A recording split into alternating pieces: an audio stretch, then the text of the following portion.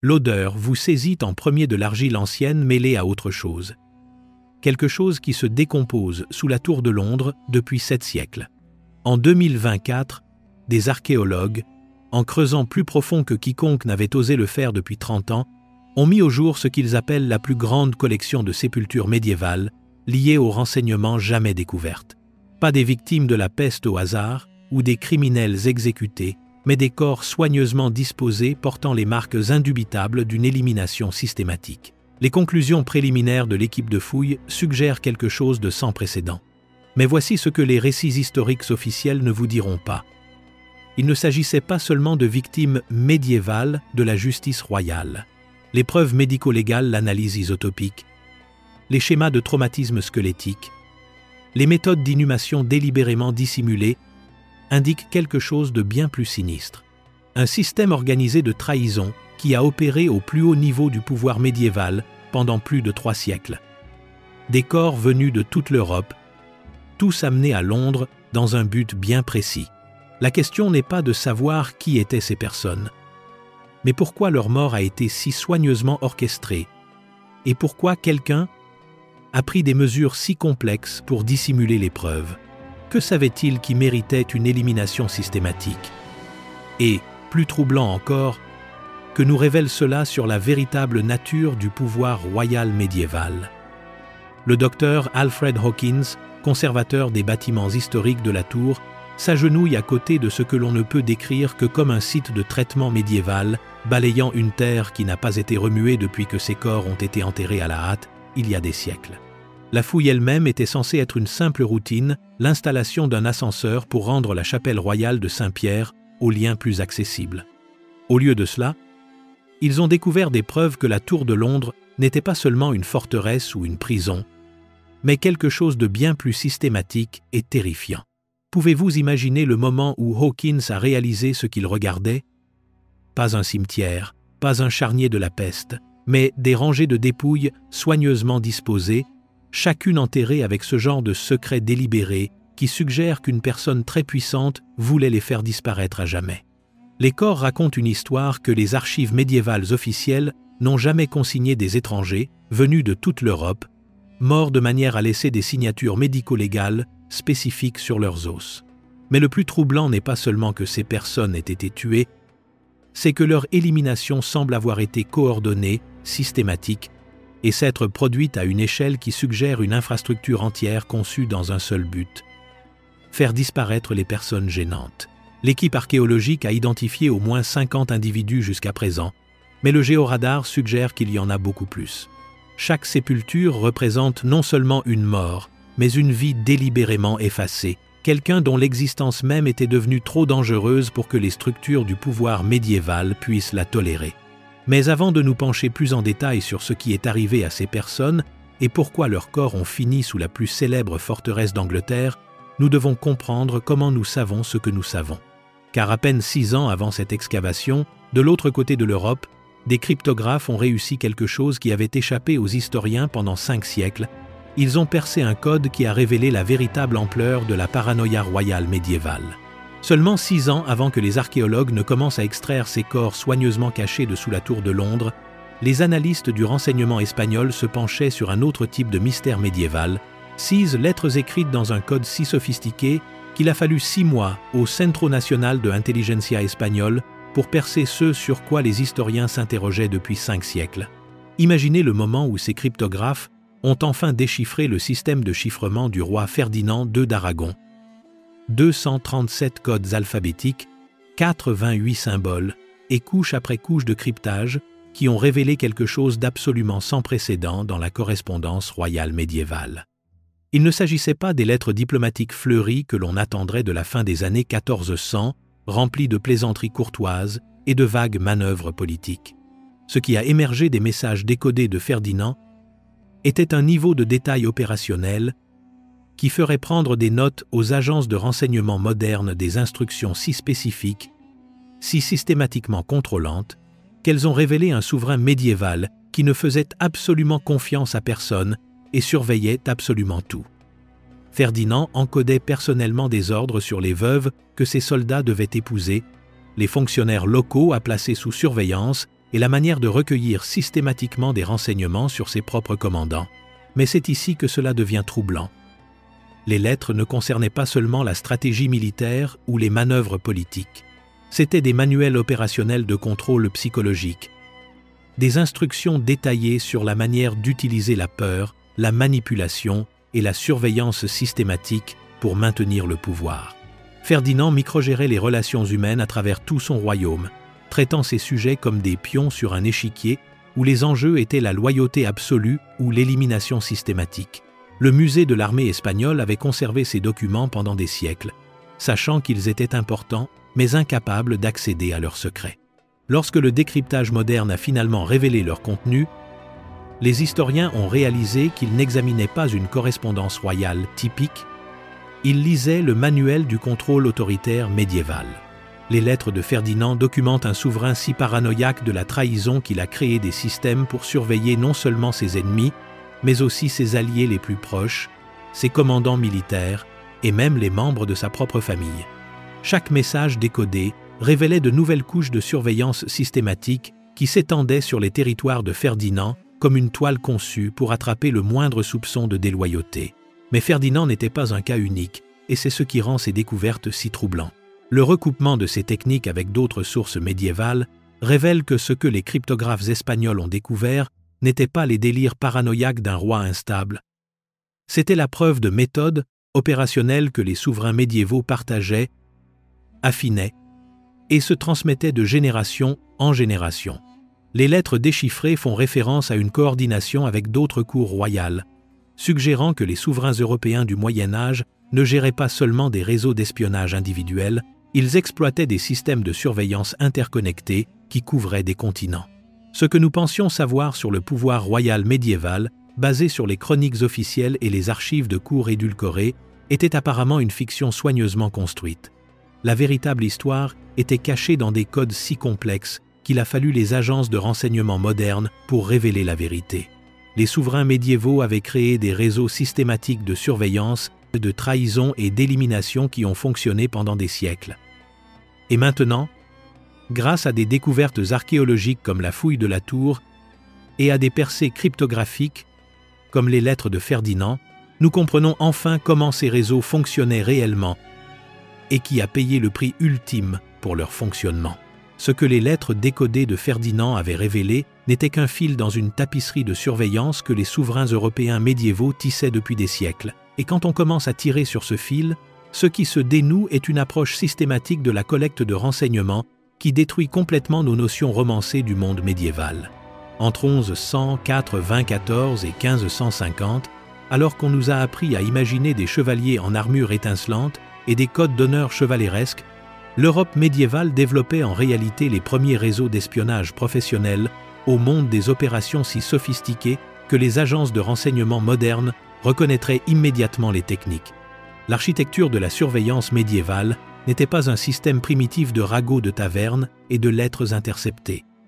C'était un réseau soigneusement construit d'agents, de planques, de communications codées et de protocoles d'élimination qui s'étendaient sur des continents et fonctionnaient en continu pendant plus de 300 ans. L'Empire byzantin à lui seul entretenait des réseaux de renseignement qui s'étendaient de l'Europe occidentale à l'Asie avec un recrutement systématique d'agents, des programmes de formation professionnelle et des mesures de sécurité opérationnelle qui protégeaient leurs sources pendant des décennies.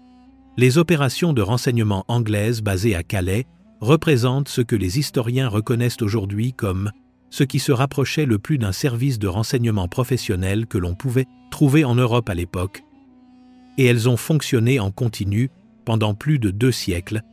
infiltrant systématiquement la planification militaire française, la prise de décision politique et même les communications de la famille royale.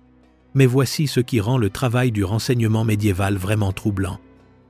Il ne s'agissait pas seulement de recueillir des informations, mais de créer une vulnérabilité systématique au sein des populations cibles. Prenez les réseaux monastiques.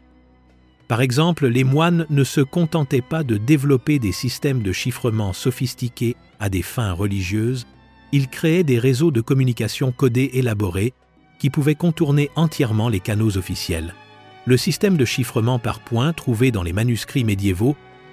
permettait aux maisons religieuses de coordonner des opérations de renseignement sur de vastes distances, les moines tapant des messages codés à travers les murs des monastères pendant les périodes de silence imposées, créant ainsi un réseau de communication invisible pour les autorités laïques.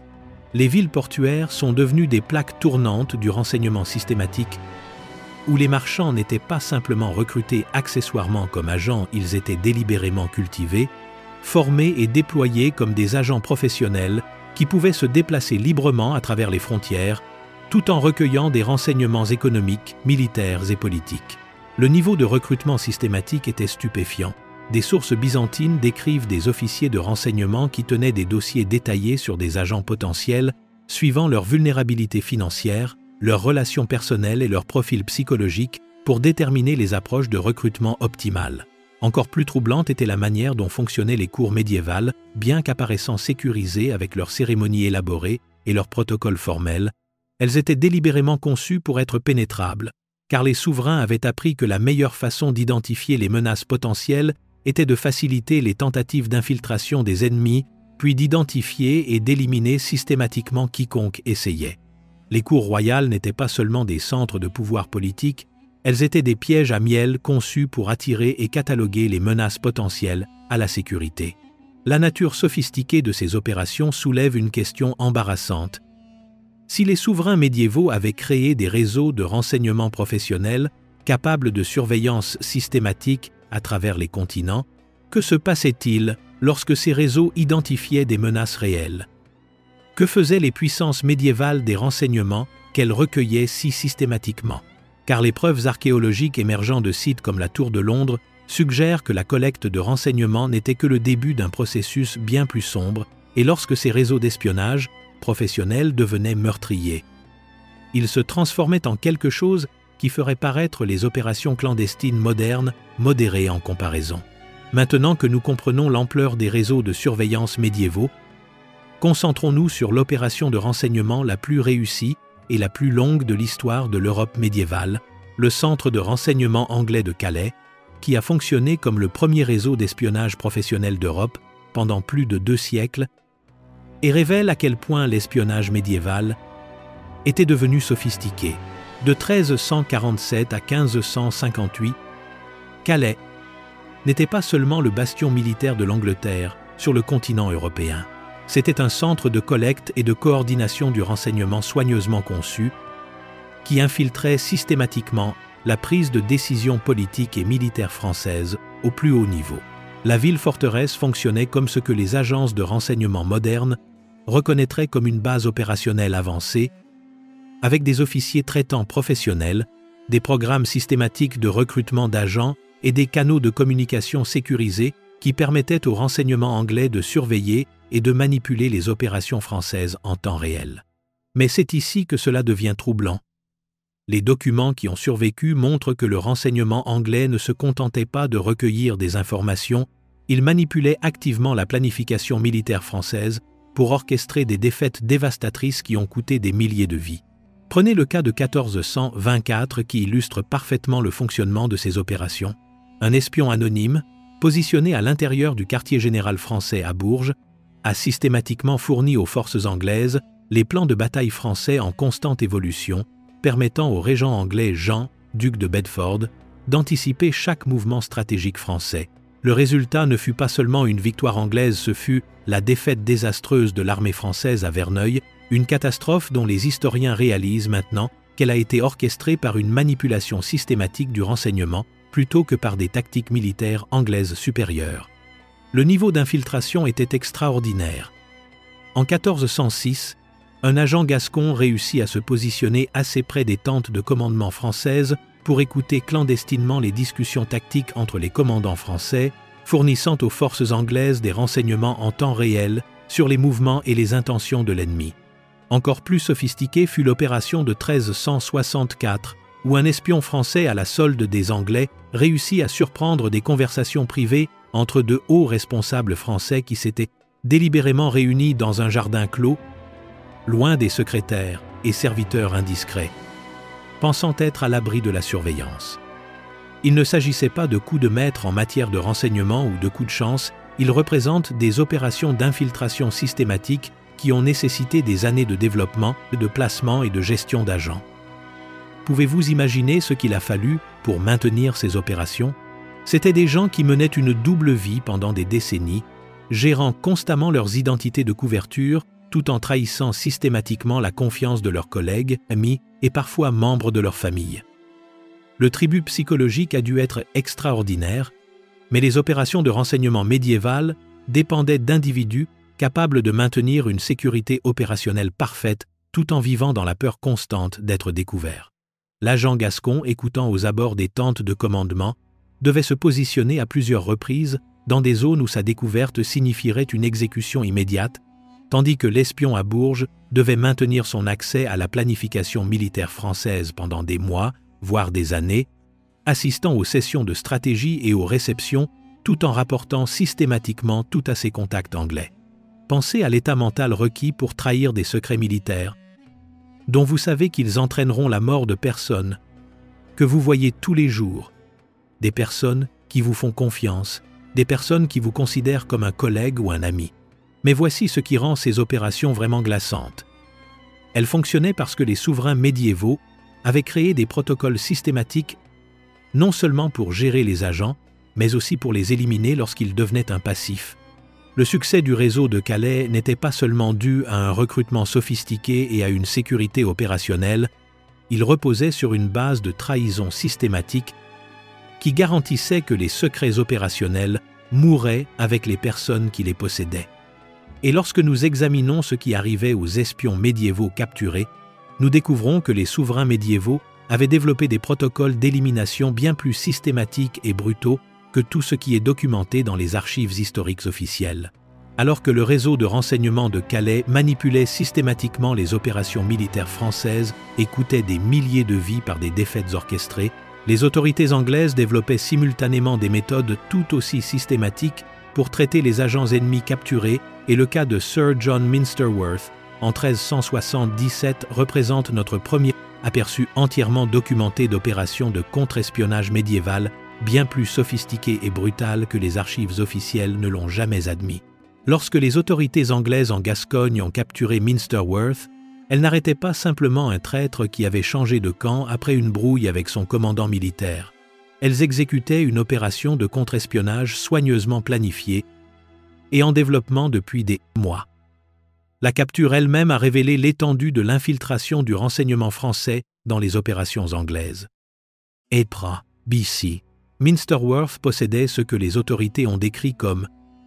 une riche moisson de documents sur l'invasion française prévue du pays de Galles, suggérant qu'il avait maintenu un accès systématique à la planification militaire anglaise au plus haut niveau pendant une période prolongée. Mais c'est ici que le cas Minsterworth devient vraiment troublant.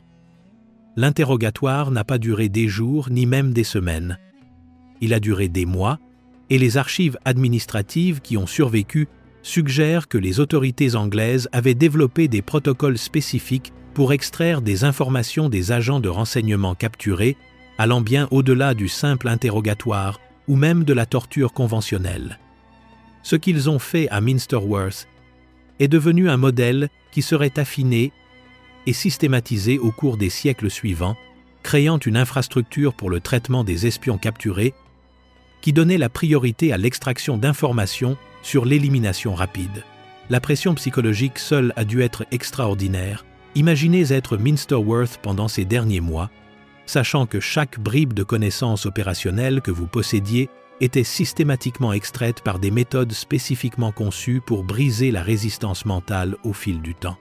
Les interrogateurs médiévaux avaient appris que la torture rapide produisait souvent des informations peu fiables parce que les personnes désespérées diront n'importe quoi pour arrêter une douleur immédiate, mais une pression psychologique prolongée combinée à une coercition physique graduée pouvait produire des renseignements détaillés et vérifiables sur des réseaux entiers. Minsterworth n'était pas seulement torturé pour ses propres connaissances opérationnelles,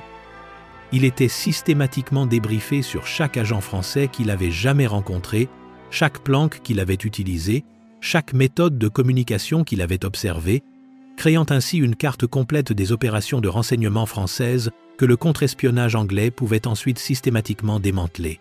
Les archives officielles indiquent qu'il a finalement été pendu, traîné et écartelé, mais des documents administratifs récemment découverts suggèrent que l'exécution a été bien plus élaborée et bien plus publique que les chroniques historiques ne l'admettent, conçue non seulement pour éliminer une menace à la sécurité, mais aussi pour envoyer un message aux autres agents potentiels sur ce qui arrivait aux personnes qui trahissaient les opérations de renseignement anglaises.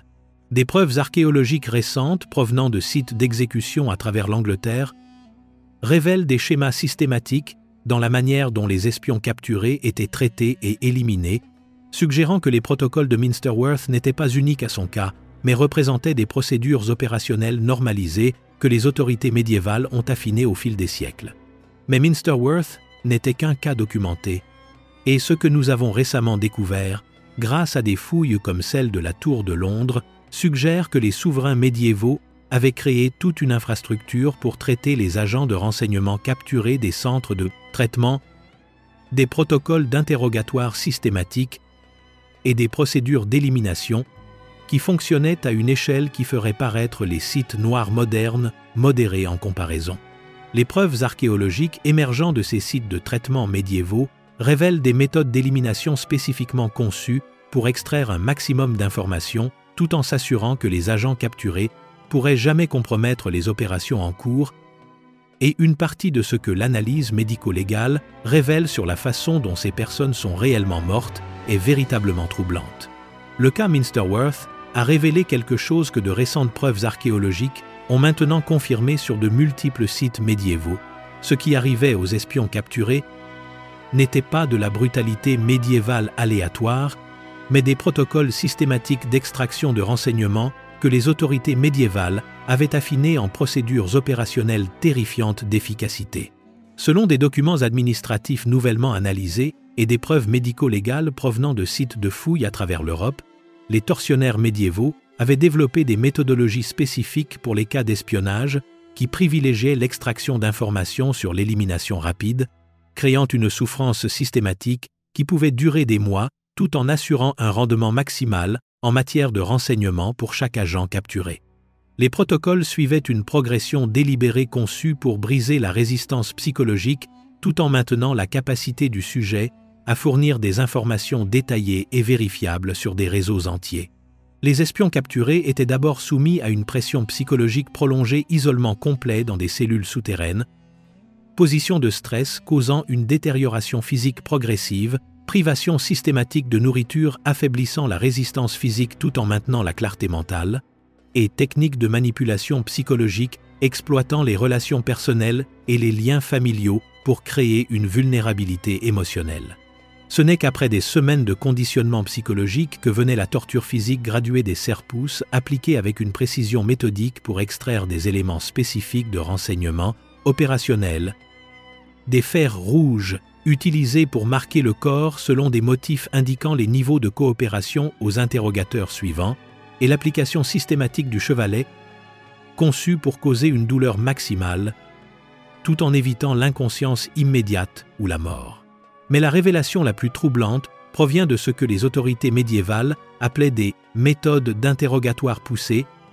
spécifiquement conçues pour les agents de renseignement, des techniques qui combinaient la torture physique avec le débriefing opérationnel pour créer des cartes détaillées de réseaux d'espionnage entiers, tout en s'assurant que les sujets restaient conscients et communicatifs pendant de longues périodes. Une analyse médico-légale récente de restes médiévaux, provenant de sites à travers l'Europe, révèle des preuves squelettiques de techniques de torture qui ont laissé des marqueurs anatomiques spécifiques, des schémas de dislocation systématique qui ne pouvaient résulter que d'un stress mécanique prolongé,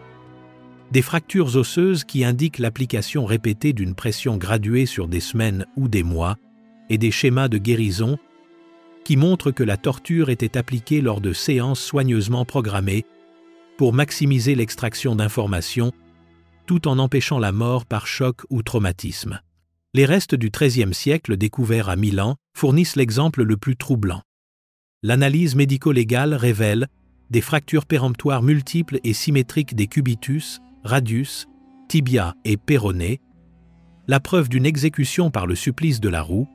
où les victimes étaient systématiquement brisées os par os dans un spectacle public conçu pour démontrer ce qui arrivait aux personnes qui trahissaient les opérations de renseignement royal. Pouvez-vous imaginer le son du bris systématique des os le claquement délibéré des membres un par un, pendant que des foules de témoins regardaient et écoutaient, comprenant qu'ils assistaient à la destruction méthodique de quelqu'un qui avait trahi les réseaux de renseignement de leur souverain.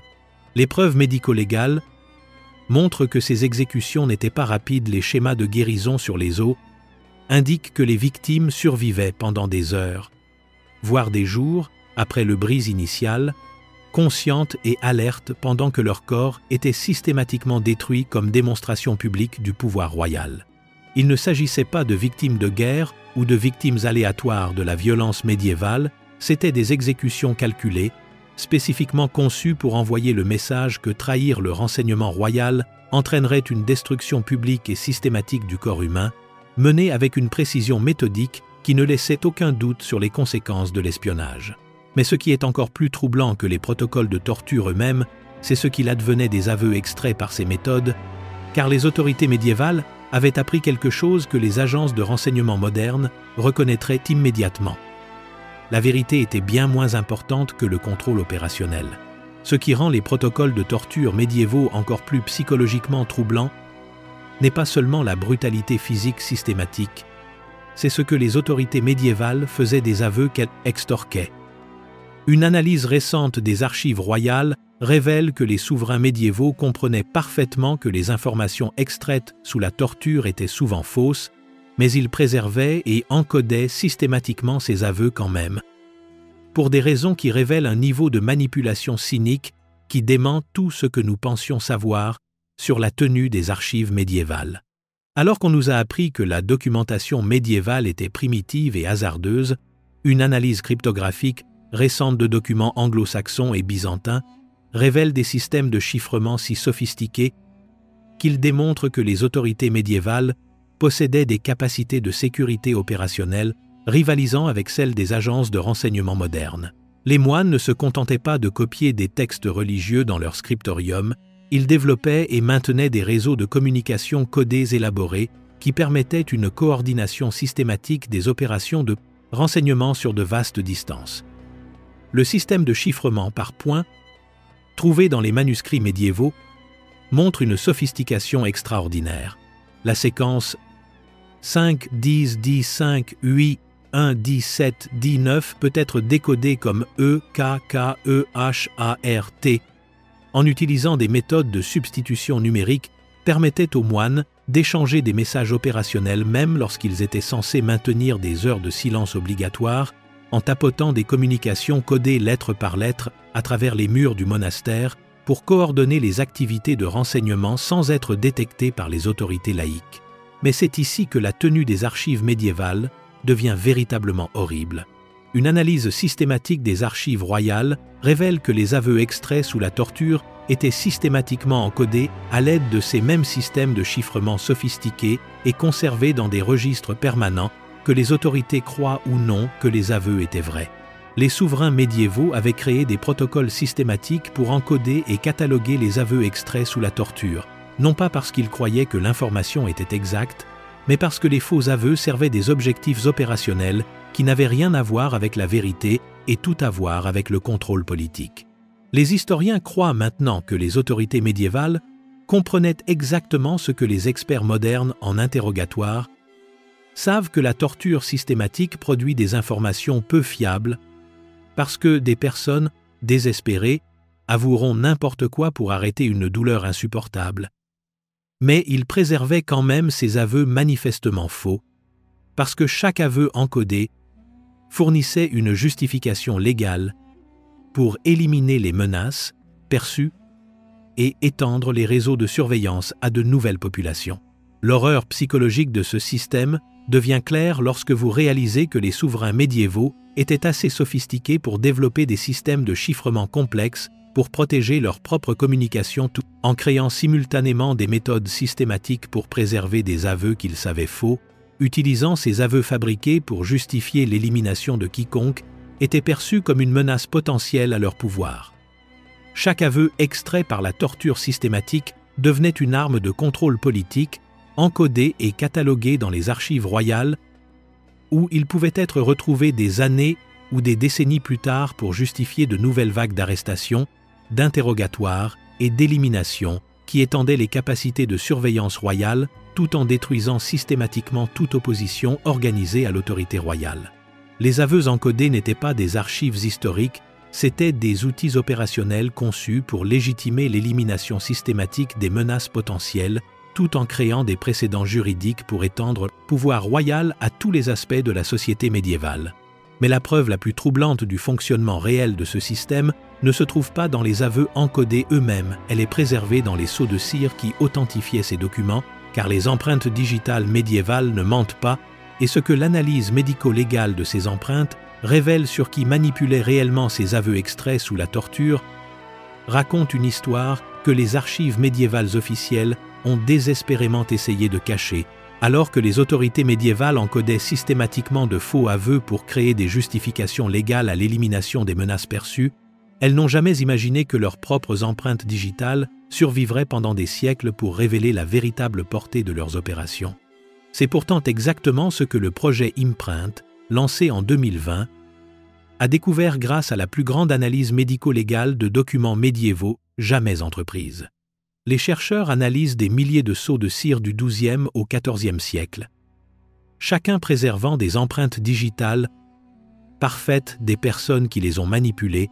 et ce qu'ils découvrent contredit les archives médiévales officielles de manière à révéler une tromperie systématique à tous les niveaux de l'administration royale. Les preuves d'empreintes digitales montrent que de nombreux documents passaient régulièrement entre plusieurs mains avant d'atteindre leur destination officielle, suggérant que les réseaux de renseignements médiévaux étaient bien plus étendus que les archives historiques ne l'indiquent. Mais plus troublant que la preuve d'une large circulation des documents, c'est ce que les empreintes révèlent sur l'état psychologique des personnes qui les manipulaient. Les experts médico-légaux ont identifié des schémas de stress dans les empreintes digitales qui ne pouvaient résulter que de personnes dont les mains tremblaient lorsqu'elles pressaient leur sceau dans la cire des personnes qui avaient véritablement peur de ce qu'on les forçait à authentifier. La cire préserve non seulement les motifs uniques des crêtes qui identifient les individus,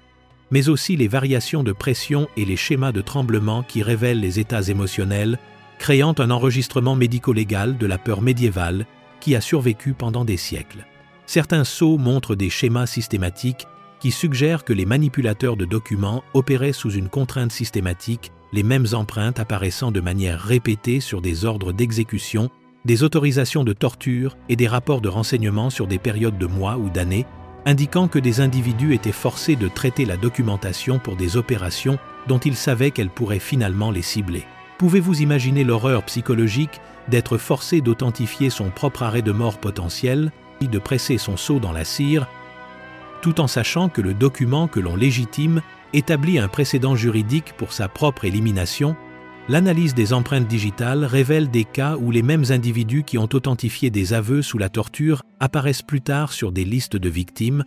suggérant que les souverains médiévaux utilisaient systématiquement le personnel administratif comme des agents sacrifiables qui pouvaient être éliminés une fois qu'ils possédaient trop de connaissances opérationnelles.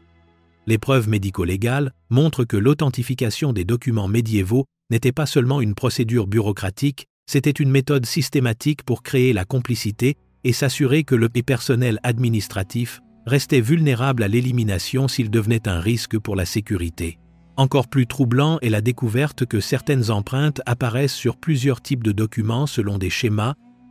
qui suggèrent une coercition systématique, les empreintes du même individu sur des sauf-conduits, des ordres d'exécution et des autorisations de torture, indiquant que les administrateurs médiévaux étaient forcés de participer à des opérations qui se contredisaient directement, créant une pression psychologique qui assurait leur coopération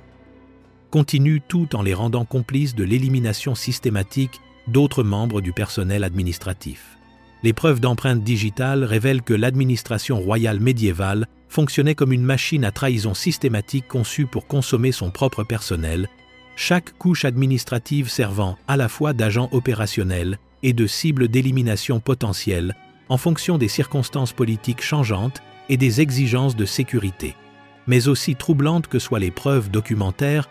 les révélations les plus choquantes proviennent des os eux-mêmes, car ce que l'analyse médico-légale des restes médiévaux révèle sur la façon dont ce personnel administratif est réellement mort fait paraître les preuves d'empreintes digitales presque douces en comparaison, et les preuves squelettiques montrent des méthodes d'élimination systématique spécifiquement conçues pour garantir que les secrets administratifs mouraient avec les personnes qui les possédaient. Alors que les preuves d'empreintes digitales révélaient une complicité administrative systématique dans les opérations d'élimination médiévales, la preuve la plus troublante du fonctionnement réel de ces systèmes provient des os eux-mêmes, et ce que l'analyse médico-légale des restes de la Tour de Londres révèle sur les méthodes d'élimination systématique fait paraître les preuves documentaires presque modérées en comparaison. Le sol autour des corps contenait des traces de chaux, mais pas du type utilisé pour la conservation dans les sépultures normales, c'était de la chaux vive, spécifiquement appliquée pour accélérer la décomposition et s'assurer que ces corps disparaîtraient rapidement et complètement, suggérant que quelqu'un disposant de ressources considérables et d'une planification systématique voulait effacer toute preuve physique de ce qui était arrivé à ces personnes. L'analyse isotopique du Dr Richard Madgwick à l'université de Cardiff révèle quelque chose d'encore plus glaçant. Il ne s'agissait pas de résidents londoniens locaux pris dans des conflits politiques internes. L'émail de leurs dents montre qu'ils venaient du nord de la France, du Danemark et d'autres endroits à travers l'Europe médiévale, indiquant qu'ils étaient des agents de renseignement étrangers qui avaient été systématiquement attirés à Londres sous de faux prétextes et éliminés lors d'opérations coordonnées qui ont nécessité des mois de planification. Les preuves médico-légales brossent le tableau d'une tromperie systématique suivie d'une élimination contrôlée. Aucun des corps ne montre de signes de blessures de combat ou de violence aléatoire. Ils présentent plutôt des preuves de mort dans des environnements contrôlés où le processus d'élimination pouvait être soigneusement géré pour assurer une extraction maximale d'informations avant la disposition finale. De nombreux squelettes montrent des preuves claires d'une contention prolongée avant la mort. Les os des poignets et des chevilles portent des marques de stress qui indiquent de longues périodes de ligotage, suggérant que ces personnes ont été maintenues captives pendant des semaines, voire des mois, avant d'être tuées, et la disposition même des sépultures suggère des exécutions de masse coordonnées plutôt que des meurtres individuels au fil du temps. Mais c'est ici que les preuves médico-légales deviennent véritablement horribles. L'analyse de Madgwick révèle que l'histoire humaine enfermée dans les os montre des signes de malnutrition systématique suivis d'une amélioration soudaine du régime alimentaire avant la mort, indiquant que ces personnes étaient délibérément affaiblies par une famine contrôlée, puis renforcées physiquement juste avant leur élimination, suggérant qu'elles étaient systématiquement préparées pour quelque chose qui exigeait qu'elles soient conscientes et physiquement capables pendant leurs dernières heures. Les preuves suggèrent un processus que les agences de renseignement modernes reconnaîtraient immédiatement. Capture, emprisonnement prolongé, débriefing systématique dans des conditions contrôlées, préparation physique, puis élimination une fois que tous les renseignements utiles ont été extraits. Il ne s'agissait pas de violence médiévale aléatoire, ni même de l'exécution typique d'ennemis capturés, il s'agissait de restitution extraordinaire systématique menée des siècles avant l'invention de ce terme, avec des agents de renseignement étrangers systématiquement attirés en Angleterre, traités pour obtenir des informations et éliminés lors d'opérations coordonnées qui nécessitaient un soutien logistique et une coordination administrative étendue. Imaginez ce scénario. Vous êtes un agent de renseignement étranger qui a servi fidèlement pendant des années, maintenant soigneusement votre identité de couverture tout en rendant compte à des contacts anglais, et vous recevez une invitation officielle à Londres pour ce qui semble être une cérémonie de récompense ou un briefing de haut niveau. Vous voyagez en Angleterre en croyant être honoré pour votre service, sans jamais soupçonner que votre propre réseau de renseignement vous a identifié comme un passif pour la sécurité, dont les connaissances opérationnelles vous rendent trop dangereux pour rester en vie. Les preuves médico-légales suggèrent que des dizaines, voire des centaines d'agents de renseignement étrangers ont été systématiquement éliminés par des opérations combinant tromperie, extraction systématique d'informations et dispositions coordonnées conçues pour garantir que leur disparition ne pourrait jamais être retracée jusqu'aux opérations de renseignement anglaises. Ces personnes sont mortes en se croyant des agents de confiance jusqu'au moment où elles ont réalisé qu'elles avaient été systématiquement trahies par le réseau, même qu'elles avaient servi, et les preuves squelettiques montrent que leur élimination a été menée avec une précision méthodique qui assurait une valeur maximale en matière de renseignement, tout en garantissant que les secrets opérationnels mouraient avec les personnes qui les possédaient. Ce que la fouille de la Tour de Londres a révélé sur l'élimination systématique des agents de renseignement étrangers devient vraiment terrifiant lorsque vous combinez ces preuves médico-légales avec les lettres déchiffrées de Ferdinand, les archives de la chancellerie anglaise et la correspondance diplomatique byzantine. Ensemble, ces sources révèlent quelque chose de sans précédent dans l'histoire médiévale. Un système coordonné de renseignement et d'élimination qui opérait au-delà des frontières nationales, les souverains européens partageant systématiquement des techniques opérationnelles pour identifier, extraire des informations et éliminer les agents de renseignement des autres, dans ce qui ne peut être décrit que comme un meurtre en série commandité par l'État et mené à l'échelle internationale. Les souverains médiévaux ne géraient pas seulement des réseaux d'espionnage individuels qui capturaient occasionnellement des agents ennemis. Ils avaient créé des protocoles systématiques pour le traitement des agents de renseignement étrangers qui impliquaient une tromperie coordonnée, une extraction systématique d'informations et une élimination coordonnée, conçues pour garantir que les espions capturés ne pourraient jamais compromettre les opérations en cours, tandis que les renseignements extraits étaient utilisés pour démanteler systématiquement des réseaux ennemis entiers. La Tour de Londres n'était pas seulement une forteresse ou même une prison, elle était spécifiquement conçue comme un centre de traitement où des agents de renseignement étrangers étaient amenés de toute l'Europe, détenus dans des conditions contrôlées permettant un interrogatoire systématique sur de longues périodes, et les informations extraites étaient immédiatement utilisées pour identifier et éliminer d'autres membres du réseau, avant que les agents originaux eux-mêmes ne soient tués lors d'événements d'élimination coordonnés qui ne laissaient aucun témoin et un minimum de preuves physiques. L'analyse des archives administratives montre que les souverains médiévaux avaient développé des protocoles systématiques pour déshumaniser les agents de renseignement, traitant les espions capturés non pas comme des êtres humains, mais comme des conteneurs d'informations, à vider méthodiquement de leurs connaissances opérationnelles, puis à jeter une fois qu'ils ne possédaient plus de renseignements utiles, la correspondance royale faisant référence aux agents capturés avec une terminologie que les agences de renseignement modernes reconnaîtraient comme une objectivation systématique conçue pour réduire la résistance psychologique du personnel d'élimination.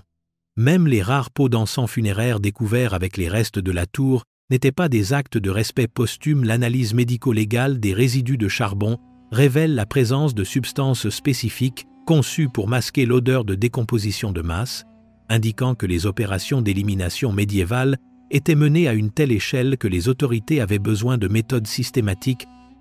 pour gérer l'odeur de multiples cadavres en décomposition pendant que l'opération se poursuivait dans les mêmes installations. L'efficacité était véritablement terrifiante. Les souverains médiévaux avaient créé un système international d'extraction d'informations et d'élimination d'agents qui fonctionnait en continu pendant des siècles, avec des protocoles systématiques pour attirer les agents étrangers dans des centres de traitement, extraire une valeur maximale en matière de renseignement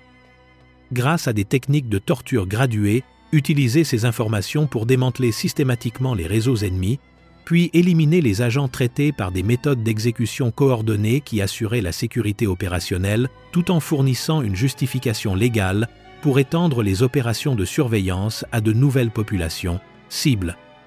Les archives royales montrent une coordination systématique entre les cours médiévales qui partageaient des techniques d'élimination, des protocoles opérationnels et se fournissaient même une assistance mutuelle pour le traitement des agents capturés les uns des autres, créant un réseau d'élimination international qui ne serait pas revu avant les programmes d'extermination systématique du XXe siècle.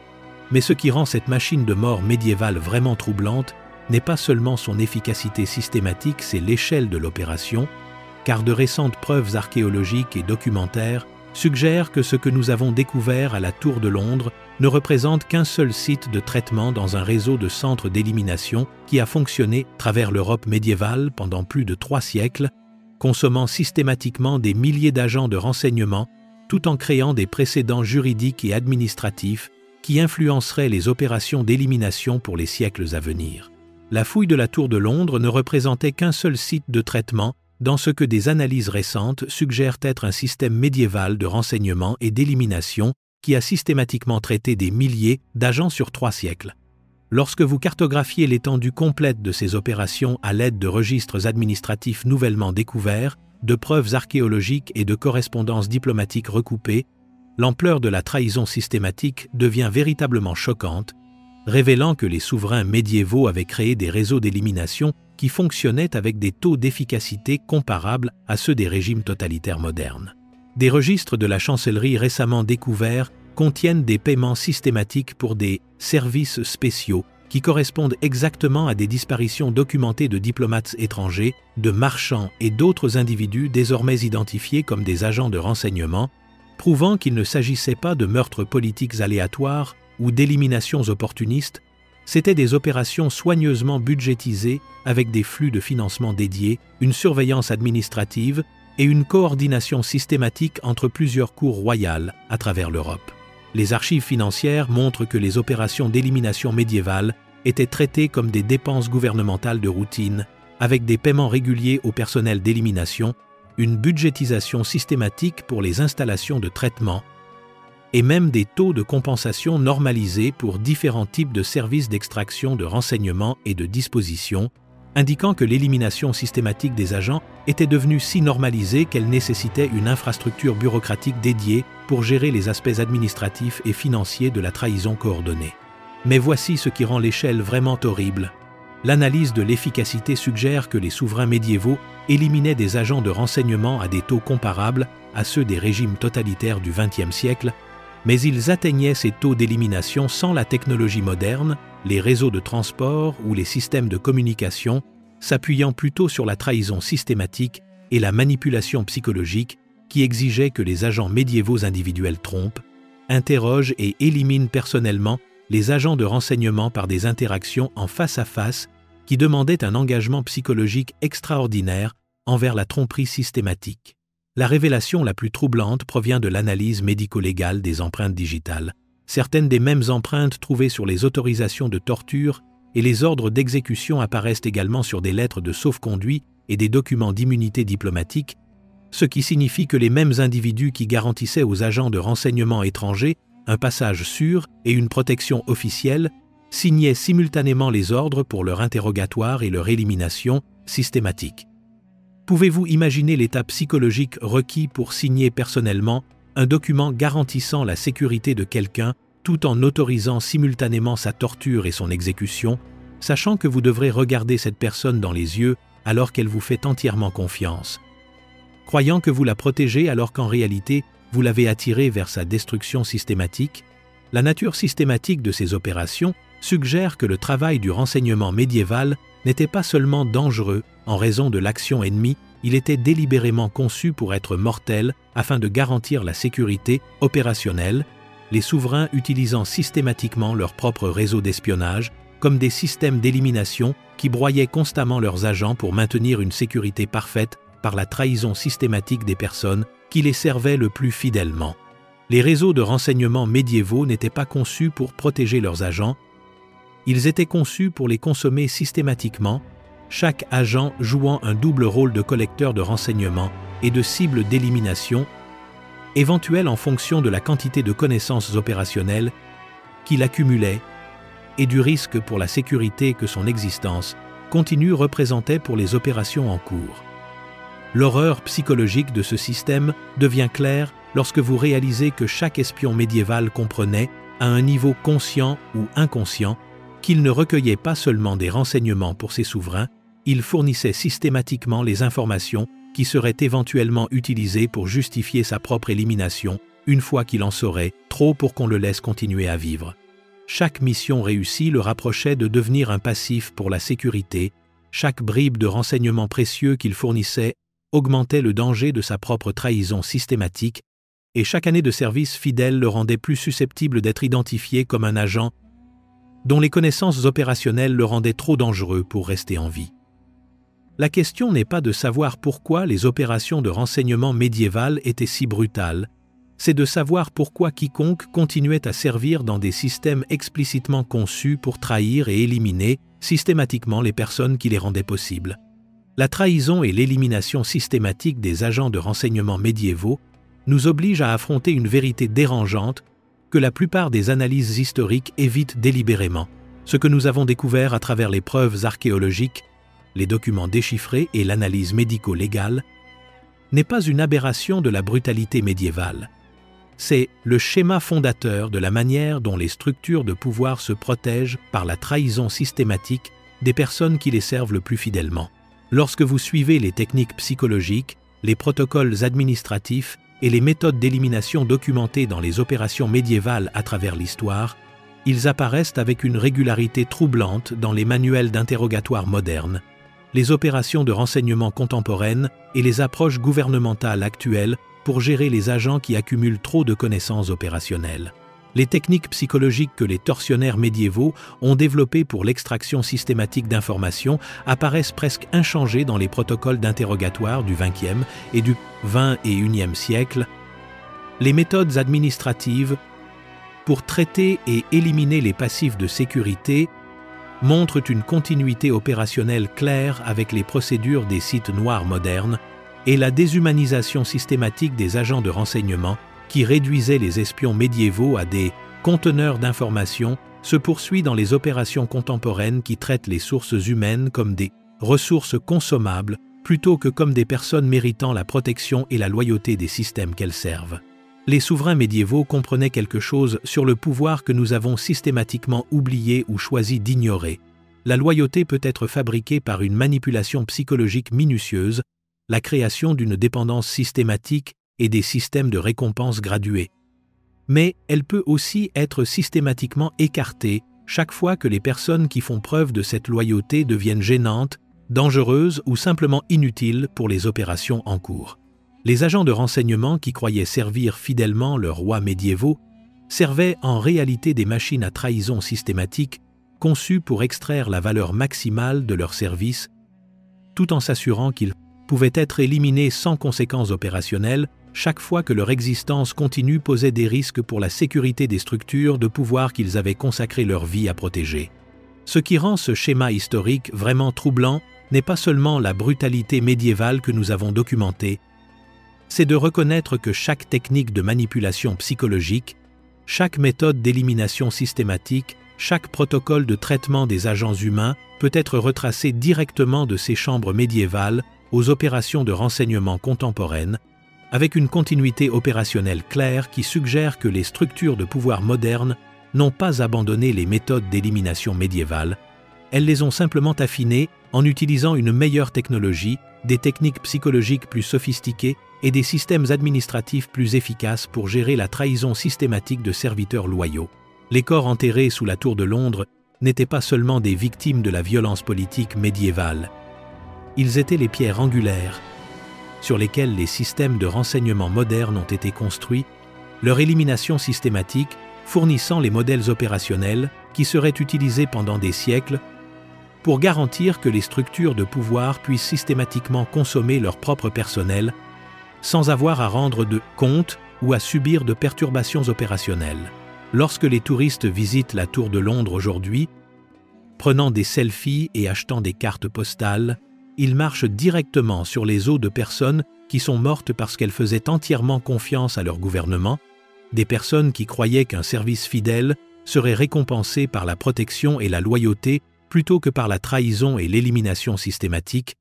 des personnes dont la mort a établi les précédents opérationnels que les agences de renseignement modernes suivent encore lorsqu'elles gèrent des agents qui accumulent trop de connaissances sensibles. La trahison ultime documentée dans les sources médiévales n'est pas seulement personnelle, elle est systémique, révélant que la relation entre les structures de pouvoir et les personnes qui les servent n'est pas basée sur une loyauté mutuelle ou des valeurs partagées, mais sur une exploitation systémique conçue pour extraire un service maximal, tout en s'assurant que les serviteurs peuvent être écartés sans conséquence chaque fois qu'ils deviennent gênants. La prochaine fois que vous verrez des bâtiments gouvernementaux, des agences de renseignement ou des systèmes de surveillance, souvenez-vous que les méthodes utilisées pour gérer les agents humains, extraire des informations et éliminer les risques de sécurité